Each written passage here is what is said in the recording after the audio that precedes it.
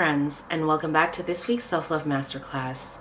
If you're new here, my name is Renee Love. I'm the CEO and founder of Modern Day Wise Woman, which is an online self-love coaching practice and private school. And here we talk about all things self-love, energy medicine, and holistic health.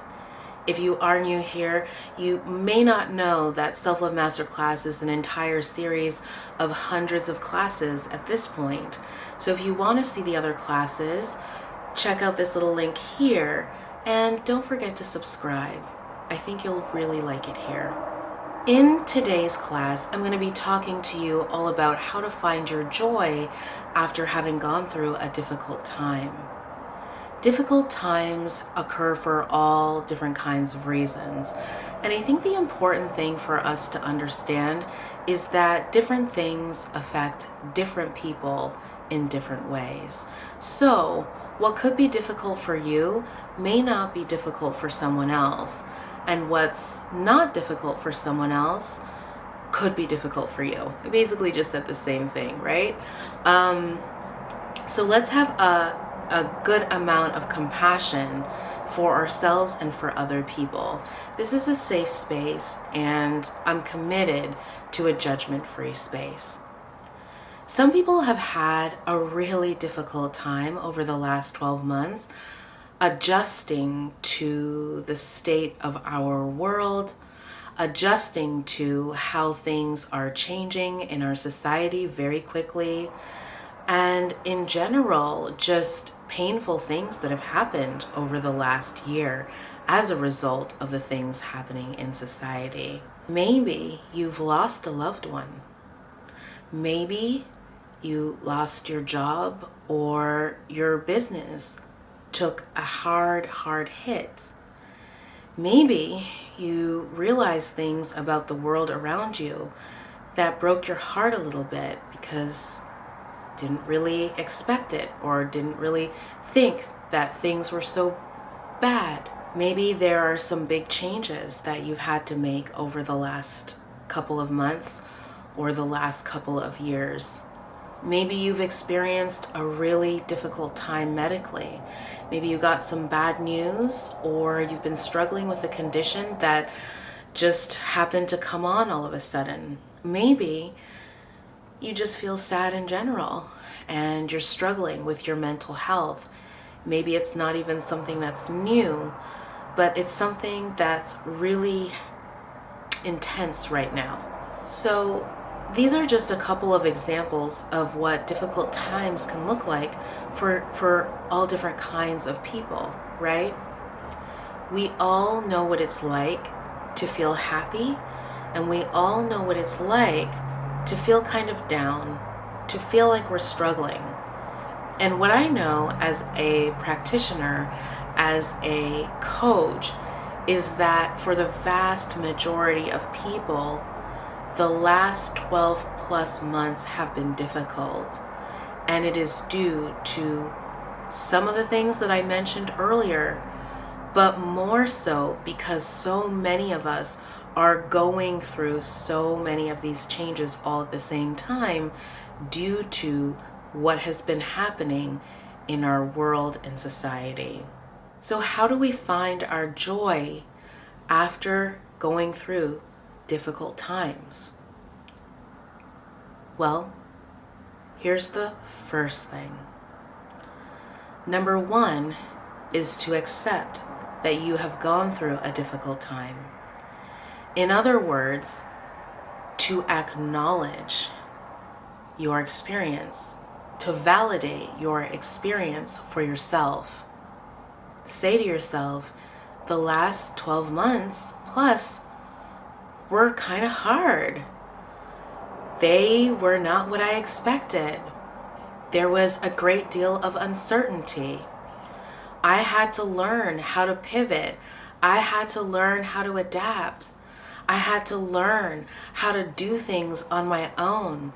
I had to learn how to be creative. I had to learn how to be resourceful. I had to learn how to be resilient. I had to pick myself up, like really acknowledge, like, whoa, look at what I went through and look at what I did over the last 12 plus months, or if it's beyond this point for you, over the last couple of years. You've been through some stuff. And I think that there are some of us that minimize how hard it is or how hard it was. You know, for example, people who have lost loved ones, right, have lost many loved ones over the last couple of years.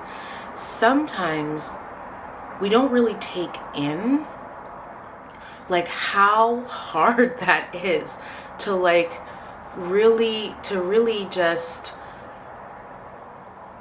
heal, to move on, to move forward. We don't want to minimize this at all.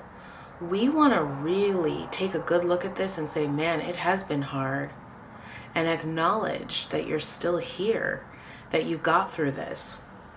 Sometimes we don't acknowledge this, or we don't give ourselves enough credit because we don't want to feel like we're whining, or we don't want to feel like we're complaining, or we don't want to be too boastful, you know. And we understand that, you know, we're not the only ones that have been through a hard time.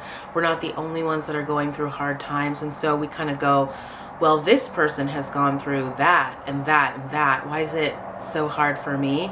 Or I shouldn't really say that it's been that hard for me, but honor your truth, okay? If it's felt hard and it's been hard for you, say that it's been hard for you and acknowledge yourself for your strength and your ability to carry on and your ability to keep moving forward. That is something really incredible and something that you should be really proud of. Number 2. Now, the second thing that you want to ensure that you're doing is speaking to someone. Friends and family, if you have a really good support system, they're a great place to start. If you have your sister, or you have a favorite auntie, or you have your cousins or your best friends, you know, those are really, really great resources. Your partner, again, if your partner is empathetic and understanding, a really, really great resource for you. Now, the thing that I do want to say is that friends and family are a special kind of resource. They're not the same, however, as working with a coach, working with a therapist, working with someone that has the experience and the training and the ability to be objective is just something that cannot be replaced, just like your friends and family cannot be replaced. A lot of people are very hesitant to try coaching or therapy because they don't really necessarily understand how it works or what they're going to get. Sometimes I know cost can be a barrier, but if you look around, sometimes you're able to find resources that are free or very low cost. And some people also start GoFundMes for these things, so you can think of ways to be resourceful to get the help that you need for a price point that you need. But again, it is so valuable to really work one-to-one with someone. And anyone that has done one-to-one coaching or one-to-one therapy really, really will tell you how helpful it has been. Do not feel like you are weak or as if there's something wrong with you if you want to speak to either a mental health professional or someone like myself that day after day after day works with people around healing their past, working through trauma, building emotional endurance, creating boundaries, and exactly what we're doing today. Rebuilding, reinventing yourself, and finding your joy, truly living in your highest self. You know, that is something that is priceless. Strong people know when to ask for help. Strong people committed to growth, understand that they can't do it alone. And I would also say, friends, that these videos or other videos by other coaches and therapists or spiritual teachers are great resources for you too, in the meantime, as you work towards one-to-one therapy or coaching. But you really do need to talk to someone. It is so important to share your story, to share what you've been through, what you've gone through, what you've learned, and to create how you're going to continue to learn and what you're going to bring forward with you, and to help you to create the next exciting phases of your life. And that's what coaching and therapy can do for you. The third thing that's really important is to do a bit of reflective work. So you want to take a look at what life was like before you went through whatever it was you went through, before you went through the losses of people in your life, relationships in your life, before that business suffered, before things started to crumble, before the big changes happened, before all of that. Who were you? How did you experience your happiness and your joy? What were the things that you used to like to do? Now, what you're going to see here is that there are some things that you used to like to do that you no longer do because you kind of you got all tripped up in the heaviness and the fog and just trying to survive. And so those things are some things that you're like, you know what? I want to start doing them again. I want to start going to CrossFit again. I want to start walking more again. I want to start running again. I want to start crafting again. I used to love to dance. I want to do dance classes again. I want to bake things again. I'm ready to get back to that business idea. Like, you're going to see things like that, right? And so that's wonderful. Now, there may also be some things that you're like, yeah, I used to love to do those things. Those things used to make me happy, but my gosh, I've outgrown those things. Like, now I'm a mom of 2 and 3 kids. And so I don't want to go, to the club anymore. I don't, need to have late nights out doing those kinds of things anymore. I'd rather have fun this way, which is really, really awesome, because you'll see like how you've grown and how fun means something else to you. Joy means something else to you. And that will give you a sense of the new things that you want to start to work on. Now, I want to say this, okay, because I use this example of the club and being out late and this sort of thing. And one of the things that I notice is that there can be a little bit of snobbiness around this, particularly when people are still trying to figure out their new identity after having children, for example. So there's nothing wrong with going to the club. There's nothing wrong with being out late. There's nothing wrong with, wanting to go out and have a good time. So it just is a matter of where you're at in your life at the moment.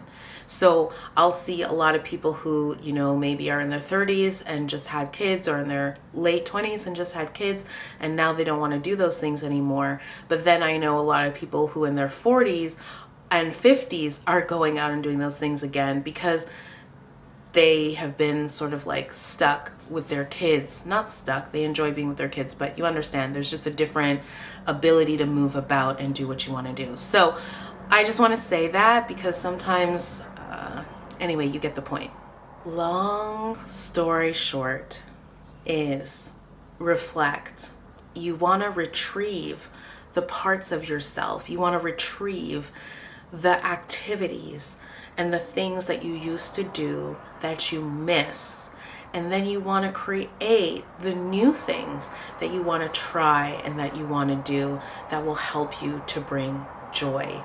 Now, one little piece to this is if there are things that you miss, okay, that you want to do, but realistically, you're just not going to be able to do, you have to accept that that time has passed, then there's a little bit of grieving for you to do with that, okay?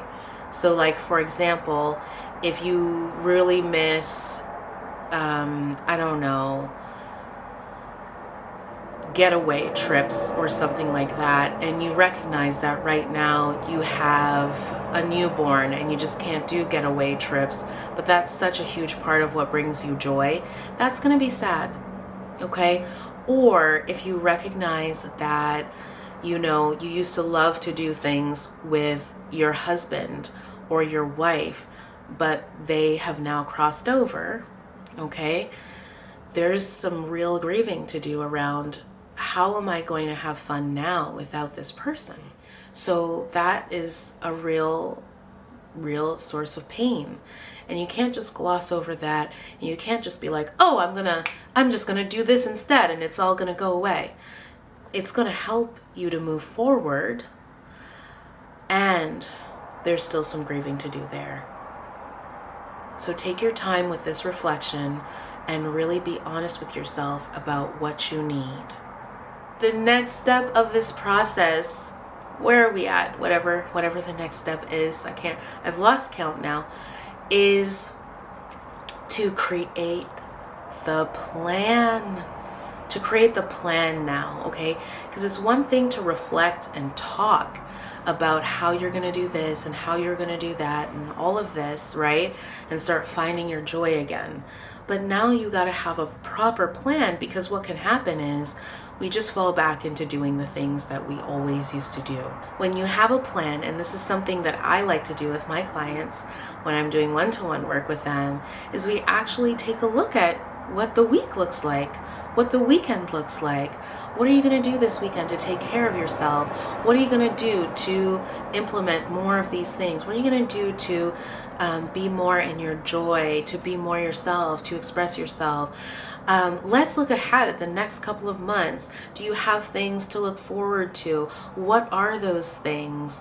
No, there aren't enough things to look forward to. Let's build them in, these kinds of things. And we really build them in.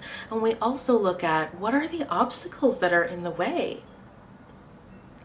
Things like time, money, jobs, responsibilities, all these things. Sometimes they can get in the way and make us feel like we can't do these things, or we're not going to be able to do these things. And you need someone that's going to help hold you accountable and help you to clear the way and open your roads so that these things can be done. Right. So this is very, very important. A recent video I did, I talked about getting back to it, moving our bodies more, that sort of thing. And for me, getting back to my joy involved me tweaking up my morning routine and actually getting back to my morning routine, because I kind of flipped it around and was doing things at different times of the day, doing my workouts in the evening instead of the mornings and all this stuff. And I just realized, no, I got to get back to doing this in the morning, because that's when I get the biggest boost and the most joy. Again, that could be different for you watching this right now. Maybe you get a bigger boost from your workout or more pleasure when you do it after work or evenings. But that's the kind of thing that you want to figure out on your own or with your friends. And if you feel like you really want to take things to the next level, with a coach or a therapist, okay? Just really looking at your whole week, your whole month, the quarters, the year, and even a 10-year plan. Yes, I even do 10-year plans with some of my clients, and I do a 10-year plan with myself. So much to do there, but this is definitely an important part of this. Then, friends, I think this might be step number 5. Step number 5, okay, is do it. Do it. Stick to your plan, okay? Stick to your plan. Now, what's going to help you to stick to your plan is having a really clear why. Why are you doing it, right? And it all comes back to the context, the self-love context that we created at the beginning of this video, which is about you finding your joy again. But you also have to think about why you finding your joy is so important. Because there might be some people that are like, who cares about joy? Who cares if you're in your joy? What does joy matter? But I know, as a self-love coach, as a spiritual midwife, is that When a person is honoring themselves, when they're truly in their joy, that's when they shine the brightest.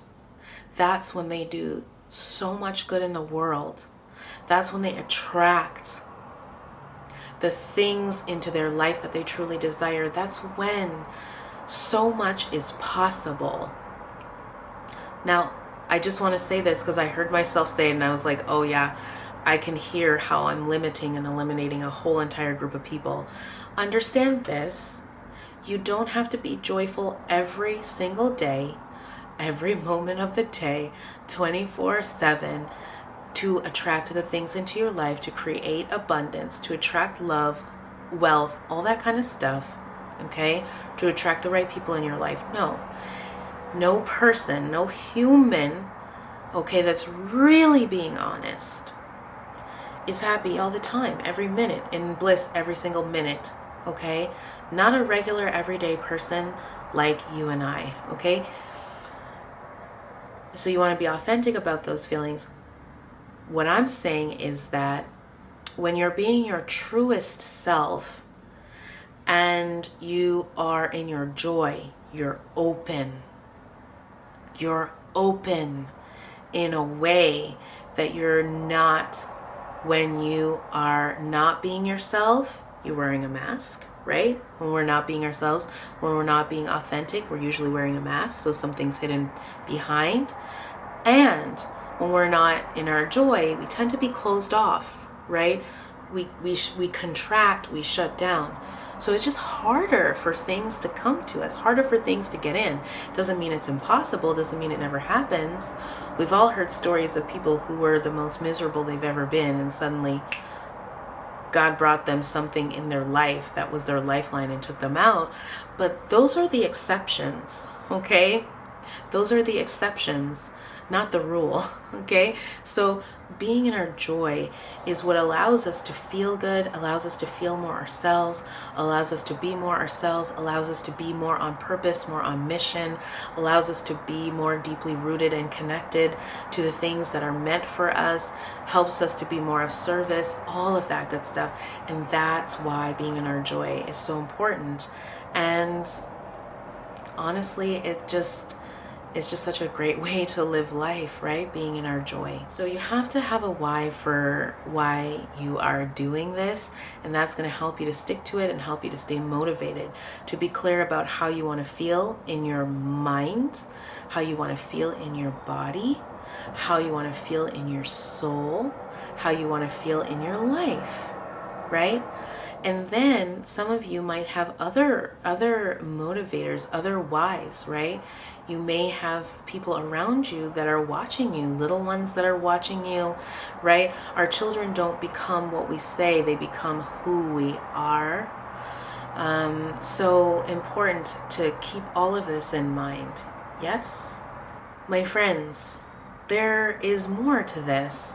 And I'm also mindful of not making this video too long. I want it to be just a good size, something that you can listen to when you're on your commute, because you can download these now, or something that you can listen to when you're cooking or on the treadmill or whatever it is. Just put this on and get yourself inspired, raise the frequency, raise the vibration around you, bring you back to your center, bring you back to yourself.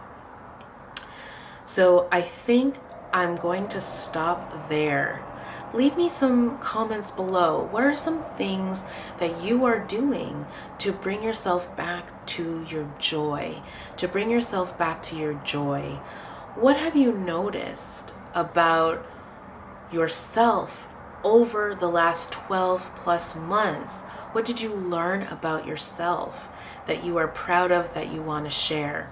Do not forget, my friends, that when we're doing self-love work and we're doing it in group, we're doing it with people we love and people we care about, it helps us to really boost and amplify the energy, and it helps us to stay on track. So share these videos. If you are getting value from these videos, share them with the people in your life that you value as well and that you want to see win as well. And do this work together. Do this self-love work together. If you are looking for additional support, I am here for you.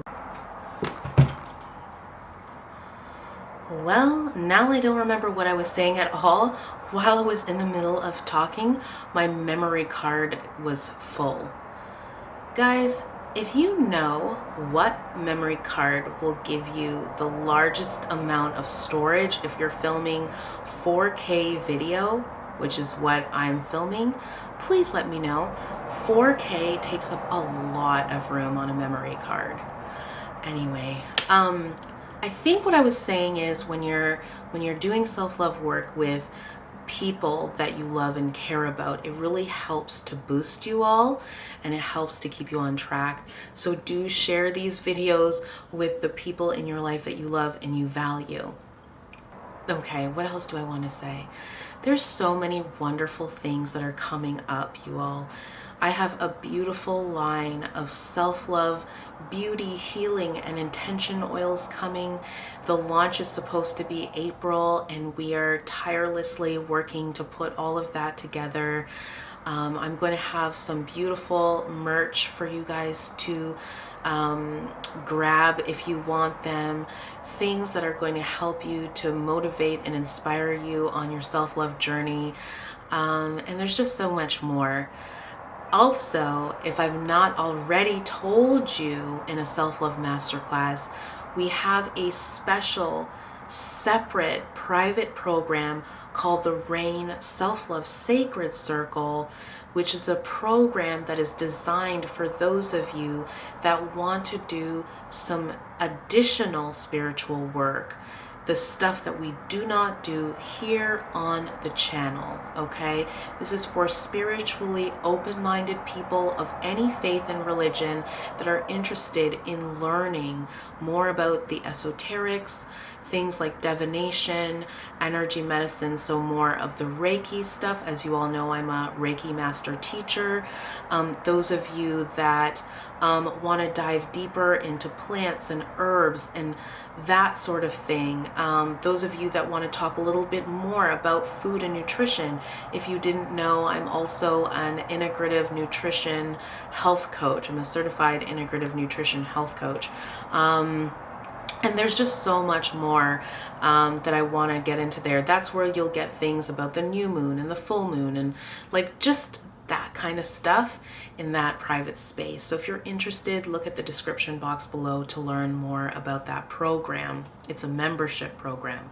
All right, my friends, as always, I am so grateful to be doing these videos with you. Thank you for the energy that you bring to these videos, to this space, to the modern day wise woman family. Let's continue to raise the frequency. Let's continue to raise the vibration within ourselves and on the planet. And let's continue to be fierce in our self-love journey. Until I see you in the next masterclass, self-love masterclass, or the next video, I wish you so much love and so much light.